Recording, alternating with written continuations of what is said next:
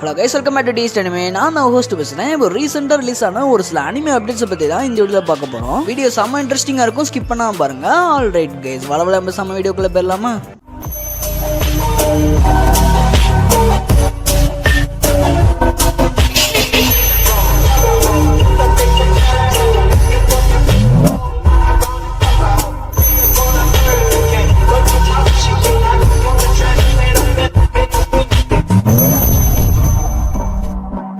So ஃபர்ஸ்ட்டாக பொருட்டோ அப்டேட்ஸ்லேருந்து ஆரம்பிச்சிடலாம். ஏன்னா அதில் தான் கொஞ்சம் நிறைய அப்டேட்ஸ்ன்றது இருக்குது. First of all Boruto Two Blue Vortex மாங்கான்றது மந்த்லி ஒன்ஸ் தான் ரிலீஸ் ஆகுது. இப்படி மந்த்லி ஒன்ஸ் ரிலீஸ் ஆகிற பொருட்டோ டூ ப்ளூ ஓடெக்ஸ் மாங்கா வீக்லி ஒன்ஸ் ரிலீஸ் ஆகிற ஏகப்பட்ட மாங்காவை தூக்கி சாப்பிட்டு ஃபர்ஸ்ட் பிளேஸ் செகண்ட் பிளேஸ்லாம் பிடிக்குது. இந்த ஃபர்ஸ்ட் பிளேஸ் செகண்ட் பிளேஸ்ன்றது எதை மீன் பண்ணி சொல்கிறேன்னா, இந்த மாங்கா ரிலீஸ் ஆனோடனே அதுக்கு கிடைக்கிற வியூவர்ஸ் கவுண்ட் வச்சு தான் இந்த ஃபர்ஸ்ட் பிளேஸ் செகண்ட் பிளேஸ்லாம் முடிவு பண்ணுவாங்க. இப்படி பொருட்டோ டூ ப்ளூ ஓடெக்ஸ்ன்றது ரிலீஸ் ஆகிற நேரம்லாம் கண்டிப்பாக ஃபர்ஸ்ட் பிளேஸை பிடிச்சிருது. ஈவன் ஒரு சில வெப்சைட்ஸில் பொருட்டோ டூ ப்ளூ ஓடெக்ஸ் சாப்டர் 9 ரிலீஸ் ஆன 24 மணி நேரத்துல 1 மில்லியன் வியூஸ்லாம் வந்துருச்சுன்னு போஸ்ட் பண்ணியிருந்தாங்க. சோ பொருட்டோ டூ ப்ளூ ஓடெக்ஸ் மாங்கான்றது கிஷிமோட்டோட கைவண்ணத்தால சக்கப்போடு போட்டுக்கிட்டு இருக்கு. அப்படியே பொருட்டோ டூ ப்ளூ ஓடெக்ஸோட அனிமே அடாப்டேஷன் பக்கம் வந்தோம்னா, இந்த அனிமேன்றது குறைஞ்சது 2 வருஷம் கழிச்சு தான் வரும். இப்படி பொருட்டோ டூ ப்ளூ ஓடெக்ஸோட அனிமே அடாப்டேஷனுக்கு 2 வருஷம் வெயிட் பண்றது ஒர்த்தா அப்படின்னு கேட்டீங்கன்னா, கண்ணை மூடிட்டு ஆமான்னு சொல்லுவேன். ஏன்னா இந்த அனிமே அடாப்டேஷன்ன்றது 2 வருஷம் கழிச்சு வந்தாலும் அதுல ஒரு ஃபில்லர் கூட இருக்காதுன்னு சொல்றாங்க.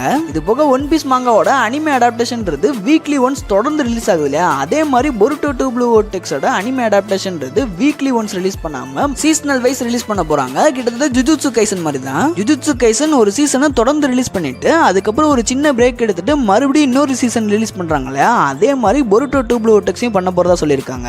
ஸோ பொருட்டோ டூ ப்ளூ ஓடெக்ஸோட அனிமே அடாப்டேஷன்றது வெறித்தனமா இருக்கும்னு நினைக்கிறேன். நீங்க என்ன நினைக்கிறீங்கன்றத கமெண்ட்ஸ்ல சொல்லுங்க. இது எல்லாத்தையும் விட ரீசெண்டா ரிலீஸ் ஆன சாப்டர் 9ல ஒரு வெறித்தனமான அப்டேட் கொடுத்திருக்காங்க. அதுதான் குராமாவோட ரீஎன்ட்ரி, குட்டி குராமாவோட என்ட்ரி. இப்படி குட்டி குராமாவை காமிச்ச நம்ம கிஷிமோட்டோ சாப்டர் முடியும் போது ஒரு ஹிண்ட் கூட கொடுக்காம முடிச்சிட்டாரு. அதாவது குராமா எப்படி குட்டியாச்சு, ஒருவேளை குராமா குட்டி போட்டுருச்சா, அப்படி குராமா குட்டி போடலன்னா குராமா எப்படி மறுபடியும் ரீஇன்கார்னேட் ஆச்சுன்னு ஏகப்பட்ட கேள்வி நிறைய பேருக்கு தோணிக்கிட்டே இருக்கு. ஸோ இந்த எல்லா கேள்விக்குமே 10th சாப்டர் தான் பதில் சொல்லணும். இதுல நல்ல விஷயம் என்னன்னா, குராமா இஸ் பேக். ஸோ இதோட பொருட்டோ அப்டேட்ஸ்ன்றது முடியுது. அப்படியே ஒன் பீஸ் சைடு போனோம்னா, ஒன் பீஸை கார்ட்டூன் நெட்வொர்க் டப் பண்ணி ரிலீஸ் பண்ண போறதா சொல்லியிருந்தாங்க. இப்படி டப் பண்ண ஒன் பீஸ்ன்றது எப்போ ரிலீஸ் ஆக போகுதுன்றதையும் எந்த எபிசோட்ல இருந்து ரிலீஸ் ஆக போகுதுன்றதையும் நம்ம கார்ட்டூன் நெட்வொர்க் சைடுல இருந்து அனௌன்ஸ் பண்ணிருக்காங்க. அதாவது ஒன் பீஸோட தமிழ் டப்ன்றது வானோ ஆர்க்ல இருந்து தான் பண்ணிருக்காங்க. ஃபர்ஸ்ட்ல இருந்து இல்ல, வானோ ஆர்க்ல இருந்து தான் பண்ணிருக்காங்க. இதுல என்ன அட்வான்டேஜ்னு பார்த்தோம்னா, நம்ம எல்லாருமே வானோ ஆர்க்க செம்ம ஹைப் ஆகி பார்த்திருப்போம். ஏன்னா வானோ ஆர்க்ல ஏகப்பட்ட கூஸ் பம்ப் சீன்ஸ் இருக்கதையும் தாண்டி அதுல அனிமேஷனும் சரி ஸ்டோரி ரைட்டிங்கும் சரி செம்ம அமேசிங்கா இருக்கும். இது எல்லாத்தையுமே தமிழ் டப்ல பாக்குறப்போ வெறித்தனமா இருக்கும்னு நினைக்கிறேன். தமிழ் டப் மட்டும் சொதப்பாம சூப்பரா பண்ணாங்கன்னா வானோ ஆர்க் மட்டுமே போதும் ஒன் பீஸை தமிழ்நாட்டுல தூக்கி நிறுத்திடும். ஸோ இந்த ஒன் பீஸோட டப்டு வெர்ஷன்றது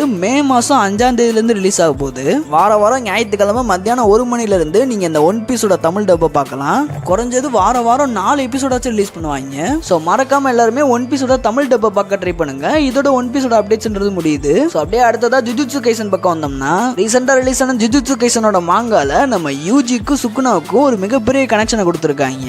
அது வேற ஒன்றும் இல்ல, நம்ம யூஜியோட பெரியப்பா தான் சுக்குனாவா. அதாவது பேசிக்கலி நம்ம சுக்குனா பிறக்கிறதுக்கு முன்னாடி அவங்க அம்மாவோட வயிற்றுக்குள்ள நம்ம சுக்குனாவுக்கு ஒரு ட்வின் பிரதர் இருந்தாராம். இப்படி அந்த ட்வின் பிரதரை நம்ம சுக்குனா அவங்க அம்மாவோட வயிற்றுக்குள்ளேயே சாப்பிட அந்த ட்வின் பிரதரோட சோல்ன்றது நம்ம கெஞ்சாக்குக்கு கிடைச்சிருக்கு. இப்படி கெஞ்சாக்கு கிட்ட கிடைச்ச அந்த சோல் மூலியமா தான் யூஜியோட அப்பா பிறந்திருப்பாரு. ஸோ இதை வச்சு பார்த்தா நம்ம யூஜியோட பெரியப்பாவா சித்தப்பாவும் தெரியல, பட் யூஜியோட ரிலேட்டிவ் தான் நம்ம சுக்குனா. இதனாலதான் யூஜிக்கும் சுக்குனாவுக்கும் ஏகப்பட்ட சிமிலாரிட்டிஸ் இருக்கு போல. இதெல்லாம் போக கடைசியா நம்ம யூஜி சுக்குனாவை கொள்றதுக்கு யாருமே வேணாண்டா, நானே அவனை பாத்துக்கிறேன்னு 8 பிளாக் ஃபிளாஷை தொடர்ந்து அடிச்சு சுக்குனாவே நிலக்குலையே வச்சிருக்கான். ஸோ இதோட ஜுஜுட்சு கைசனோட அப்டேட்ஸும் முடியுது. ஸோ எனக்கு தெரிஞ்ச வரைக்கும் நான் பார்த்துக்கிட்டு இருக்க அனிமையோட அப்டேட்ஸை நான் இந்த வீடியோவில் கவர் பண்ணிட்டேன். வேற ஏதாச்சும் முக்கியமான அனிமே அப்டேட்ஸ் இருந்தாலும் கமெண்ட்ஸாக சொல்லுங்க.